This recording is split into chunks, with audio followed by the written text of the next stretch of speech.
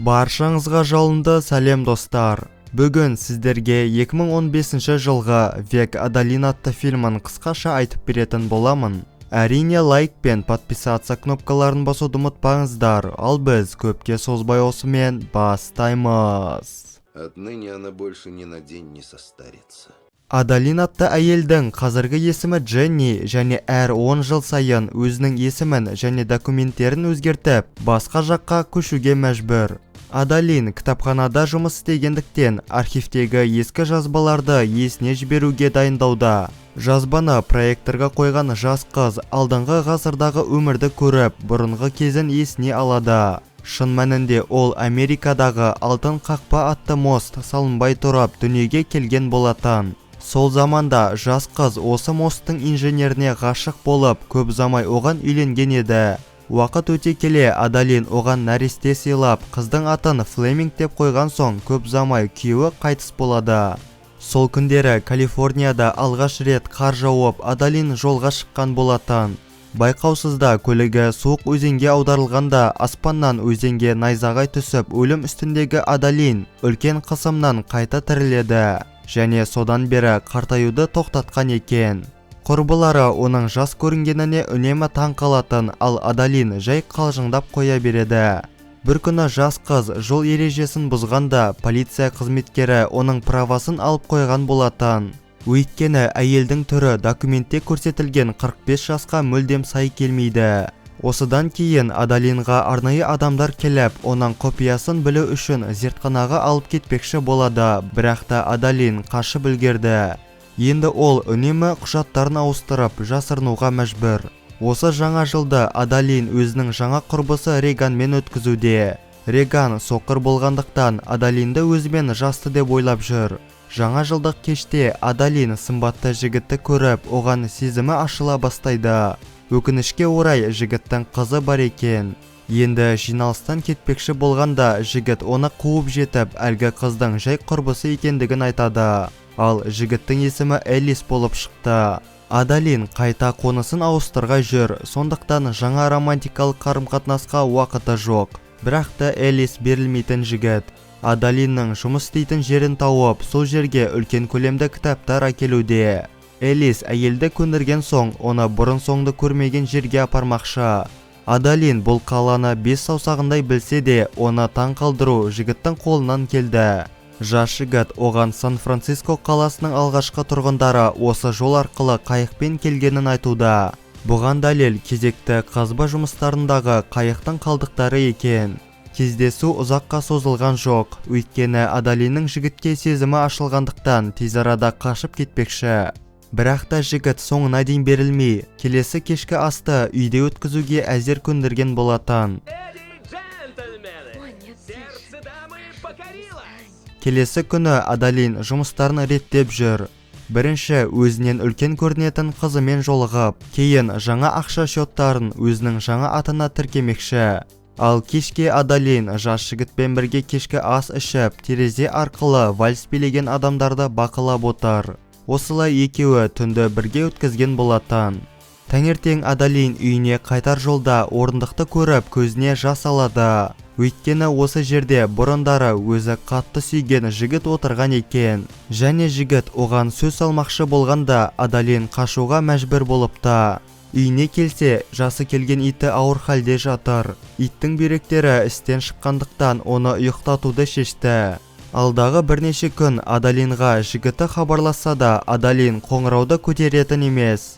Бір күні кешке жігітті үйінің қасынан кезіктіріп, аңдып жүргені үшін оған қатты ашуланады. Және сол жерде бәрінің нүктесін қойған болатын. Бірақ қызымен ақылдасқан соң Адалин жігіттің жұмыс орнына келіп, одан кешірім сұрауда. Енді екеуі ескі кинотеатрда әңгімелесіп отыр. Бұл кинотеатрдың төбесі арнайы жіппен тоқылып, қараңғыда төбесі жұлдыз секілді жарқырайды екен. Екеуінің қарым-қатынасы шынайы болғандықтан жігіт оны алдағы уақытта ата-анасымен таныстырмақшы. Дәл қазір олар 40 жыл бірге болғандарын атап өтуде. Үйге барар жолда Адалин Элистің қарындасы Кикиді де алып кетті. Үйде Адалинді бірінші жігіттің анасы күтіп алады. Бірақ әкесі Уильям шыққанда ол Адалинді көріп не дерін білмей тұр. Уильямға оның түрі таныс көрініп, әйелдің шынайы атын атайды. Вы очень похожи на одну мою знакомую, Адалин Боуман. Бірақ та оның қазіргі есімі Дженни болатын. Және Адалиннің айтуынша, Уильям оның анасын таныса керек. Бұрындары Уильям Адалинді бірінші рет Британияда көлігі бұзылғанда кезіктіріпті. Және содан бері екеуі ажырамастай болған екен. Америкаға келгенде жігіт оған сөз салмақшы болады, бірақ та біз Адалиннің кетіп қалғанын білеміз. Таңертең Уильям бұрынғы Адалин жайлы айтып қояр емес. Сонда әйелі оған ренжи бастайды. Уильям бұл сөздерге мән бермеуін айтып, әйеліне екеуінің 40 жыл бірге болғандарын есіне салады. Кешке бәрі үстел басына жиналып ойын ойнамақшы. Ойын кезінде жас қыз Уильямның кезінде кометаны ашқанын естиді. Және есеп бойынша ол баяғыда жермен қақтығысуы керек болатын. Бірақ та ең қызығы, Уильям бұл кометаның атын Делла деп қойыпты. Сонда Адалин кезінде жігітке өзін солай таныстырғанын есіне алады. Ойыннан кейін жас қыз сыртта Уильяммен сөйлесіп тұр. Оның айтуынша, бұрындары ол Дженнидің анасына сөз салмақшы болған екен. Келесі күні Уильям мен Адалиннан басқасының бәрі қалаға кетіп қалды. Әңгіме кезінде шал қыздың қолынан шырамды байқап, жас кезінде Адалиннің қалай жарақат алғанын есіне түсіреді. Жігіт өзінің дәрігерлік қасиетімен жарақатты емдеген болатын.